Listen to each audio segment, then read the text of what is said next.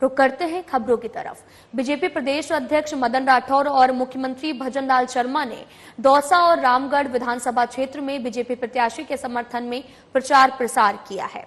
आपको बताते चले कि दौसा में बीजेपी प्रत्याशी जगमोहन मीणा के समर्थन में बरकत स्टैचू से गांधी तिराहे तक शानदार और बेमिसाल रोड शो किया गया। वहीं रामगढ़ विधानसभा के भदौड़ा मेव क्षेत्र में बीजेपी प्रत्याशी सुखवंत सिंह के समर्थन में विशाल जनसभा को संबोधित किया। बीजेपी प्रदेश अध्यक्ष मदन राठौर ने कहा कि प्रदेश की सभी 7 विधानसभा सीटों पर जनता के उत्साह और अपार स्नेह को देखने से यह स्पष्ट हो गया है कि सभी सीटों पर बीजेपी प्रत्याशी भारी बहुमत के साथ विजय प्राप्त कर रहे हैं। राठौर ने रामगढ़ की जनता से भी कहा कि मतदाताओं को किसी पार्टी की छाप या ठप्पा जो है वो नहीं लगने देना चाहिए। वहीं मुख्यमंत्री भजनलाल शर्मा ने कहा कि रामगढ़ विधानसभा का नाम भी अगर कोई दिन में 5 से 10 बार लेगा तो वो भी तर जाएगा। बीजेपी ने ERCP में अलवर का नाम जोड़ दिया। जल्द ही अलवर की धरती भी सोना उगलेगी। उन्होंने कहा कि बीजेपी ने जनता से जो वादे किए हैं उनको पूरा करने की दिशा में लगातार कार्य कर रही है।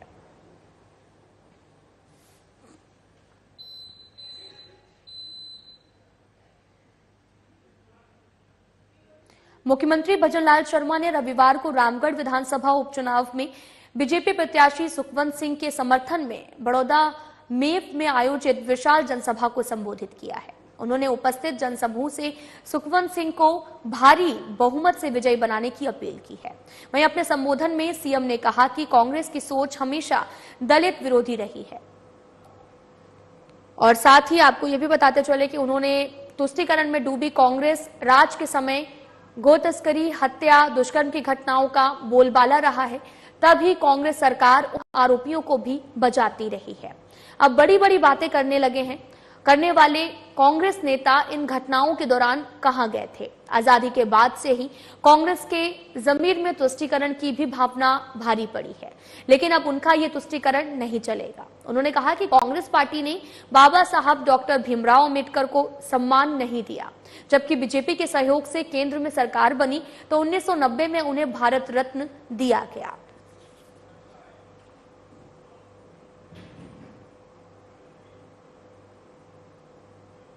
राजस्थान के पूर्व उप मुख्यमंत्री सचिन पायलट ने अलवर में रामगढ़ विधानसभा से कांग्रेस प्रत्याशी RN जुबेर के समर्थन में चुनावी सभा को संबोधित किया है और साथ ही इस दौरान AICC महासचिव भंवर जितेंद्र सिंह, नेता प्रतिपक्ष टीकाराम जूली, सांसद भजनलाल जाटव और साथ ही सांसद संजना जाटव, पूर्व मंत्री रघु शर्मा, पूर्व मंत्री शंकुतला रावत और साथ ही विधायक रूपेंद्र सिंह कुन्नर, विधायक ललित यादव, विधायक रोहित बोहरा, विधायक क्रांतिलाल मीणा, विधायक दीपचंद खेरिया और साथ ही विधायक संजय जाटव, विधायक घनश्याम मेहरा और कांग्रेस जिला अध्यक्ष योगेश मिश्रा और हजारों की संख्या में कांग्रेस कार्यकर्ता मौजूद रहे।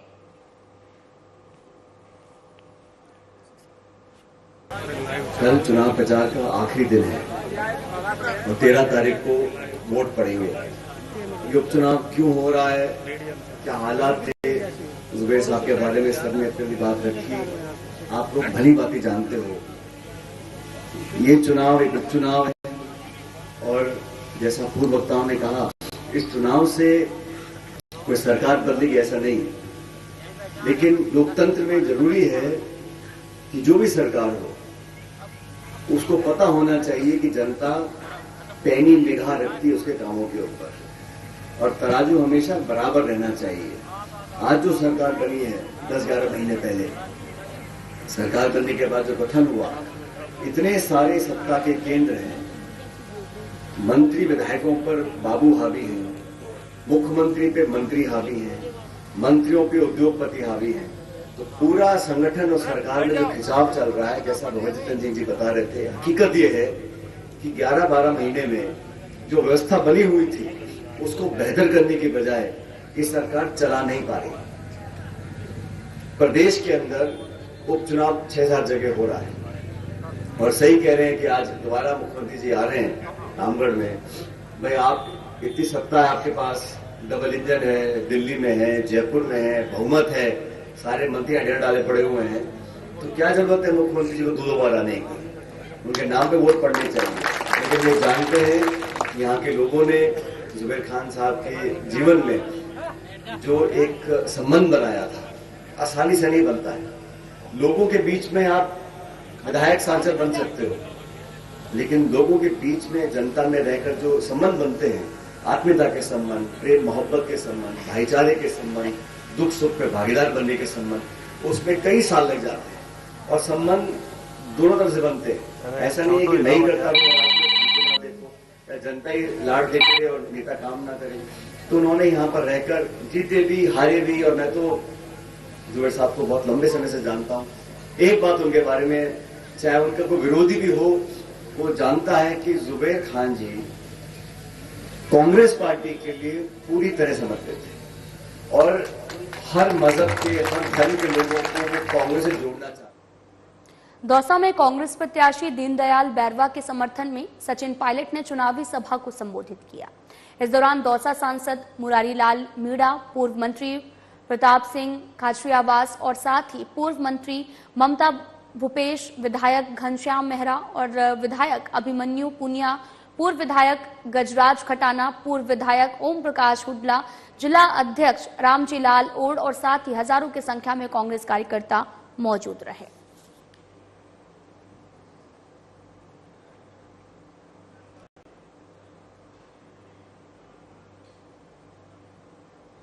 नागौर राष्ट्रीय लोकतांत्रिक पार्टी से विधानसभा उपचुनाव में प्रत्याशी कनिका बेनीवाल शनिवार को बैराथल, कल्ला, माड़पुरा, अचीड़ा, हैसाबा, पंचोड़ी, साटिका खुर्द और साथ ही खटोड़ा, जसनाथपुरा सहित कई गांवों में जनसंपर्क किया है।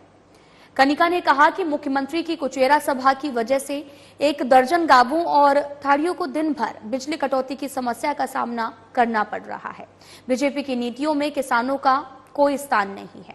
उन्होंने सांसद हनुमान बेनीवाल और पूर्व विधायक नारायण बेनीवाल की ओर से करवाए गए विकास कार्यों का जिक्र किया और वहीं सांसद हनुमान बेनीवाल ने कहा कि राष्ट्रीय लोकतांत्रिक पार्टी की प्राथमिकता ही जनता के विकास कार्य करवाना है।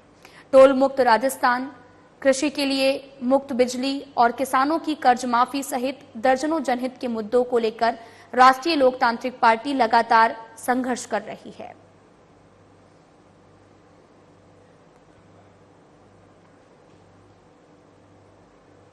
नागौर खेवसर मुख्यालय पर विधानसभा उपचुनाव में राष्ट्रीय लोकतांत्रिक पार्टी की प्रत्याशी कनिका बेनीवाल के समर्थन में अनुसूचित जाति और जनजाति समाज का स्नेह और समर्थन समारोह आयोजित हुआ है। आजाद समाज पार्टी के अध्यक्ष और लोकसभा सांसद चंद्रशेखर आजाद ने भी सभा को ऑनलाइन संबोधित करते हुए खेवसर के मतदाताओं को कनिका बेनीवाल के समर्थन में मतदान की अपील की है। आजाद ने कहा कि हनुमान बेनीवाल ने हमेशा पीड़ितों की लड़ाई लड़ी है। वहीं मृता से पूर्व विधायक इंदिरा देवी बावरी ने भी सभा को संबोधित करके कहा कि राष्ट्रीय लोकतांत्रिक पार्टी ने सदैव बाबा साहब के आदर्शों का सम्मान किया है। पूर्व प्रधान पूनाराम मेघवाल, दलित नेता भजन सिंह, सीताराम नायक, नरेश नायक, पृथ्वी मेघवंशी, अनिल बारूपाल सहित कई नेताओं ने संबोधित किया है।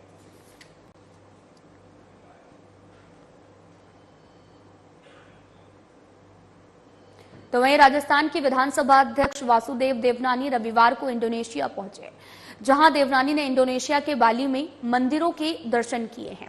वहीं देवनानी ने बाली में भारतीय संस्कृति संबंध परिषद के सदस्यों और अधिकारियों के साथ कई पर्यटन, आध्यात्मिक और ऐतिहासिक महत्व के स्थलों का दौरा किया है और साथ ही देवनानी ने परिषद के सदस्यों और अधिकारियों से सनातन संस्कृति के संबंध में चर्चा की। इसी के साथ विधानसभा अध्यक्ष ने कहा कि भारत में कई आध्यात्मिक और ऐतिहासिक स्थलों को विकसित। राजस्थान में विधानसभा में राजनीतिक आकलन संग्रहालय का निर्माण भी किया गया है और इस संग्रहालय में लोकतंत्र से संबंधी कई पक्षों को प्रदर्शित किया गया है। ये संग्रहालय कई देशों से आने वाले पर्यटकों को, विद्यार्थियों को और शोधार्थियों के लिए भी बहुत महत्वपूर्ण है। साथ ही बताया कि संग्रहालय में राजस्थान से संबंधित सभी जानकारी को एक स्थान पर संकलित किया गया। इसी के साथ देवनानी में प्रवासियों से कहा कि बच्चों के साथ भारत आए।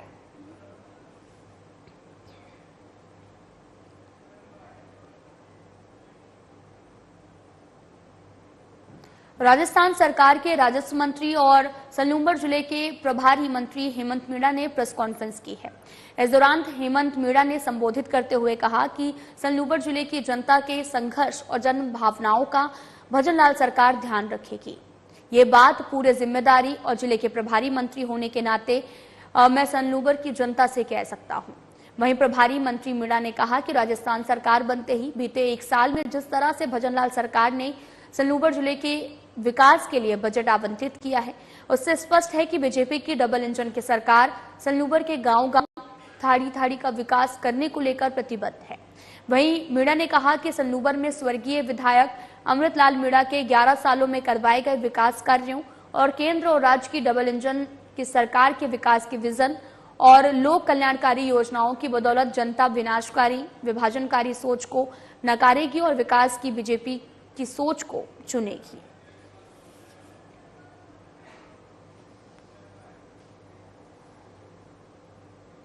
छात्रों को शैक्षिक सुधारों के प्रति जागरूक करने और राष्ट्रीय शिक्षा नीति के तहत किए गए परिवर्तन और उसकी उपादेयता को समझने के लिए भी हरिदेव जोशी पत्रकारिता विश्वविद्यालय 3 सारथियों का चयन करेगा। विश्वविद्यालय अनुदान आयोग की राष्ट्रीय शिक्षा नीति के दिशा निर्देशों के तहत पत्रकारिता विश्वविद्यालय ने NEP सारथी का नामांकन करने की घोषणा की है।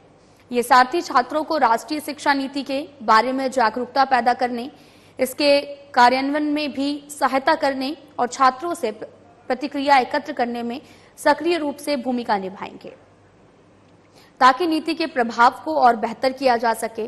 प्रचार प्रसार सुधारों के सक्रिय एम्बेसडर के रूप में संकलन करने के लिए बनाई गई है। राष्ट्रीय शिक्षा नीति के प्रभारी डॉक्टर मनोज कुमार लोढ़ा ने भी बताया कि पत्रकारिता विश्वविद्यालय में सारथी के चयन के लिए विश्वविद्यालय के स्नातक, स्नातकोत्तर और साथ ही PhD छात्रों में से 3 छात्रों का नामांकन किया जाएगा।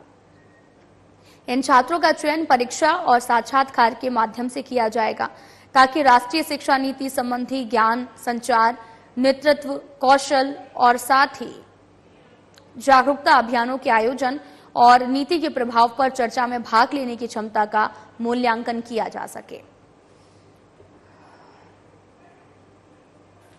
शिक्षा नीति को लेकर शिक्षा मंत्रालय भारत सरकार के दिशा निर्देशों के अनुसार हरिदेव जोशी पत्रकारिता और जनसंचार विश्वविद्यालय 3 सारथियों का चयन करेगा।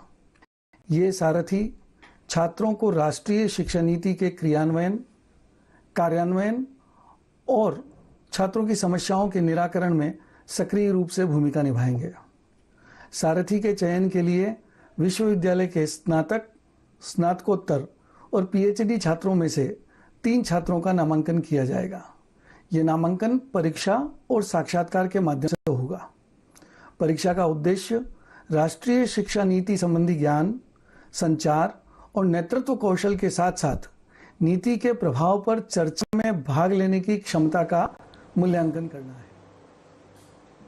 राजस्थान सरकार में युवा मामले और खेल मंत्री कर्नल राज्यवर्धन राठौड़ ने रविवार को सिरसी रोड, जयपुर में आयोजित अखिल भारतीय उत्तराखंड महासभा राजस्थान प्रदेश की ओर से देवभूमि क्रिकेट लीग टूर्नामेंट 2024 के फाइनल मैच और समापन समारोह में बतौर मुख्य अतिथि शिरकत की है, जहां उन्होंने युवा खिलाड़ियों की प्रतिभा को सराहा, उनका उत्साहवर्धन किया।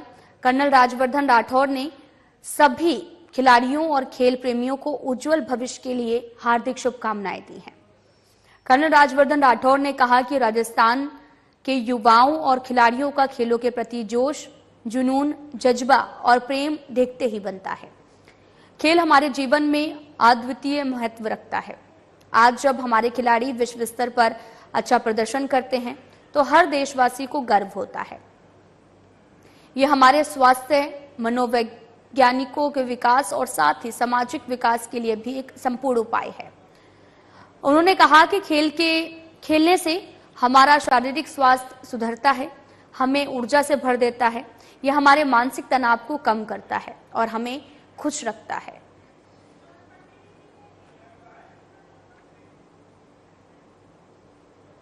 जिला कलेक्टर नम्रता वर्णिक और साथ ही पुलिस अधीक्षक कावेन सागर ने रविवार को कोलायत क्षेत्र का दौरा किया है और कार्तिक पूर्णिमा के अवसर पर लगने वाले मेले की व्यवस्थाओं का जायजा भी लिया है। जिला कलेक्टर ने कहा कि मेले में देश भर से आने वाले श्रद्धालुओं को किसी प्रकार की परेशानी नहीं हो, इसके मद्देनजर सभी विभाग समन्वय के साथ में कार्य करें।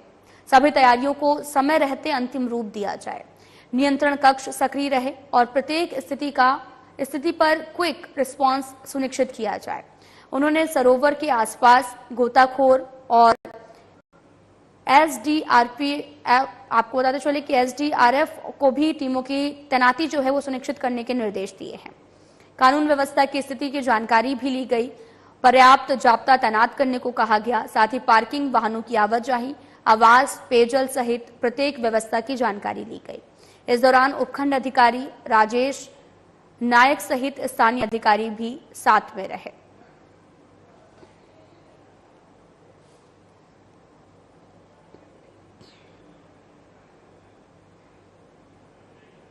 बीकानेर जिला प्रशासन और महिला अधिकारिता विभाग की ओर से आयोजित 7 दिवसीय अमृता हाट मेला रविवार को संपन्न हुआ है। मेले में प्रदेश भर के जिलों से आए स्वयं सहायता समूहों और आर्टिजन और साथ ही राजीविका के महिला समूहों के 30 लाख रुपए से अधिक राशि के उत्पाद विक्रय हुए हैं। समापन समारोह में पर्यटन विभाग के उप निदेशक अनिल राठौर, महिला और बाल विकास विभाग के उप निदेशक सुभाष बिश्नोई और जनसंपर्क विभाग के उप निदेशक हरिशंकर आचार्य मौजूद रहे। वक्ताओं ने कहा कि कई क्षेत्रों से आई महिलाओं को अपने हस्त निर्मित उत्पादों के विक्रय का बेहतर प्लेटफॉर्म और एक दूसरे क्षेत्र की संस्कृति को समझने का मौका मिला है। इसे महिला सशक्तिकरण की दिशा में महत्वपूर्ण बताया है और कहा कि समय समय पर ऐसे आयोजन होने चाहिए। वहीं महिला अधिकारिता विभाग की उप निदेशक डॉक्टर अनुराधा सक्सेना ने भी बताया कि मेले में 100 से अधिक स्टॉल भी लगाए गए हैं। प्रतिदिन सांस्कृतिक कार्यक्रम और प्रतियोगिताएं हुई हैं।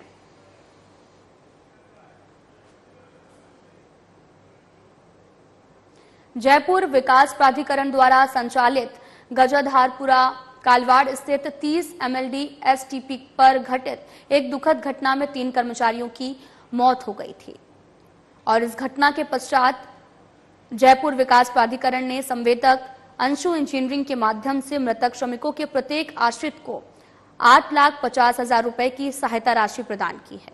इसके अतिरिक्त एक श्रमिक के इलाज में खर्च हुई राशि 3,43,000 रुपए का भुगतान भी अस्पताल को किया गया था। हाल ही में राष्ट्रीय सफाई कर्मचारी आयोग की उपाध्यक्षा अंजना पवार ने जयपुर प्रवास के दौरान प्राधिकरण के अधिकारियों को बुलाकर प्रत्येक मृतक श्रमिक के आश्रितों को 1,50,000 रुपए की अतिरिक्त सहायता राशि और पीएफ की राशि का भुगतान करने के निर्देश दिए हैं, जिसके तहत प्रत्येक आश्रितों को 1,50,000 रुपए का डिमांड ड्राफ्ट और मृतक कर्मचारी को पीएफ की गणना के अनुसार देय पीएफ राशि का चेक भी प्रदान किया गया।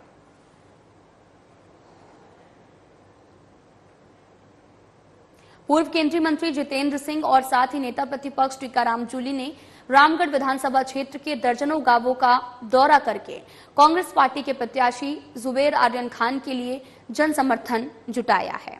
उन्होंने आमजन को संबोधित करते हुए कहा कि रामगढ़ सहित राजस्थान के 7 विधानसभा क्षेत्र में हो रहे उपचुनाव में बीजेपी क्लीन बोल्ड होगी। उन्होंने ये भी कहा कि इस बार दिवंगत रामगढ़ विधायक जुबेर खान के द्वारा क्षेत्र में कराए गए विकास कार्यों के आधार पर क्षेत्रीय जनता कांग्रेस पार्टी के प्रत्याशी और उनके पुत्र आर्यन खान को जिताने के लिए एकजुट है। और साथ ही उन्होंने ये भी कहा कि ध्रुवीकरण की राजनीति करने वाली भारतीय जनता पार्टी का इस उपचुनाव में हर पैंतरा नाकामयाब साबित होगा। राजस्थान प्रदेश कांग्रेस कमेटी के अध्यक्ष गोविंद सिंह डोटासरा खीवसर विधानसभा क्षेत्र के चुनावी दौरे पर हैं और खीवसर विधानसभा क्षेत्र से कांग्रेस प्रत्याशी डॉक्टर रतन चौधरी के समर्थन में खीवसर में आयोजित जनसभा को संबोधित किया है। जनसभा को संबोधित करते हुए राजस्थान प्रदेश कांग्रेस कमेटी के अध्यक्ष गोविंद सिंह डोटासरा ने कहा कि तेजाजी महाराज की जन्मस्थली कर्मस्थली खीवसर में सबके बीच में उपस्थित होना सौभाग्य की बात है। उन्होंने कहा कि मंचा सिंह सवाई सिंह चौधरी हमेशा से जनसेवा में जुटे रहे हैं। उन्होंने कहा कि खेत खलियानों में कृषि का कार्य कर रहे लोगों के साथ ही समस्त खीवसर वासियों की खुशहाली के लिए सदैव तत्परता के साथ उन्होंने कार्य किया है। क्षेत्र के विकास के लिए कार्य करने में कोई कसर नहीं छोड़ी है।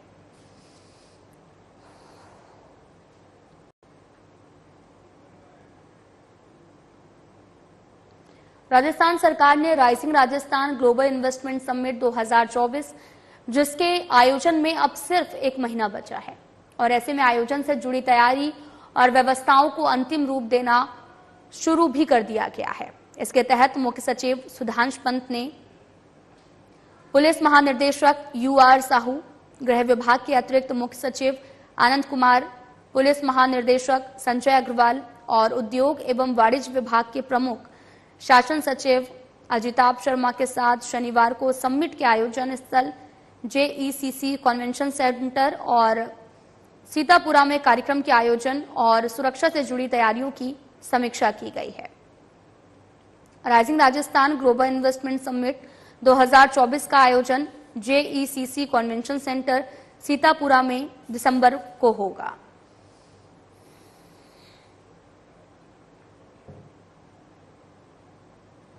कृषि और औद्योगिक विभाग के शासन सचिव राजन विशाल ने शुक्रवार को भीलवाड़ा में मिट्टी परीक्षण प्रयोगशाला में मृदा विश्लेषण प्रक्रिया की जानकारी विभागीय अधिकारियों से ली है और मृदा स्वास्थ्य कार्ड जारी करने की प्रगति की समीक्षा भी की गई है। वहीं शासन सचिव ने जिले के अधिकारियों की ओर से राज्य किसान साथी पोर्टल पर DBT योजनाओं की प्रगति, SNA स्पर्श और गुण नियंत्रण कार्य की प्रगति की चर्चा की गई है। शासन सचिव की ओर से कार्यालय में ई-फाइलिंग, उर्वरक नमूना प्रक्रिया, फसल बीमा प्रगति की जानकारी, बुवाई सूचना संकलन की प्रक्रिया, ऑनलाइन बिल प्रक्रिया आदि के बारे में विस्तार से जानकारी ली गई है और विभागीय अधिकारियों को आवश्यक निर्देश भी दिए गए हैं। इसी के साथ में राजन विशाल ने अधिकारियों को निर्देश दिए कि कृषि विभाग की योजनाओं से ज्यादा कृषकों को लाभान्वित करें और कृषि पर्यवेक्षक ग्रामीण क्षेत्रों में चौपालों का आयोजन कर विभागीय योजनाओं की जानकारी कृषकों तक पहुंचाकर उन्हें लाभान्वित करें।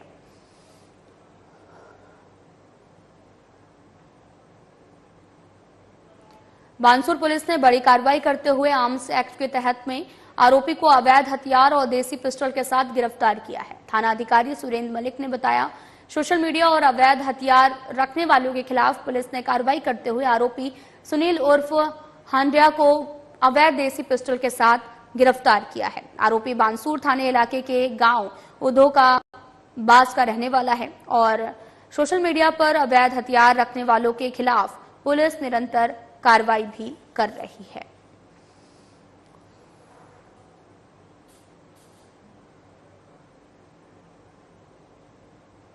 बाड़मेर जिले की धोरीमना थाना पुलिस ने आपको बताते चले कि अवैध मादक पदार्थों की तस्करी के खिलाफ बड़ी कार्रवाई करते हुए नेशनल हाईवे पर नाकाबंदी में एक ट्रक से 6 क्विंटल 60 किलो 900 ग्राम अवैध डोडा पोस्ता बरामद हुआ है।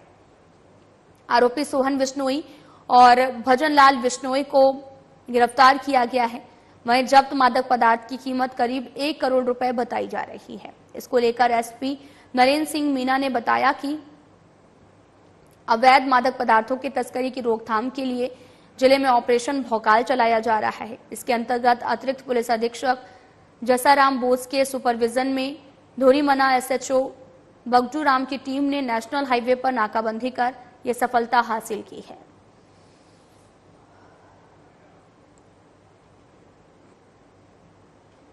फ्लैश बुलेटिन में इतना ही। नमस्कार।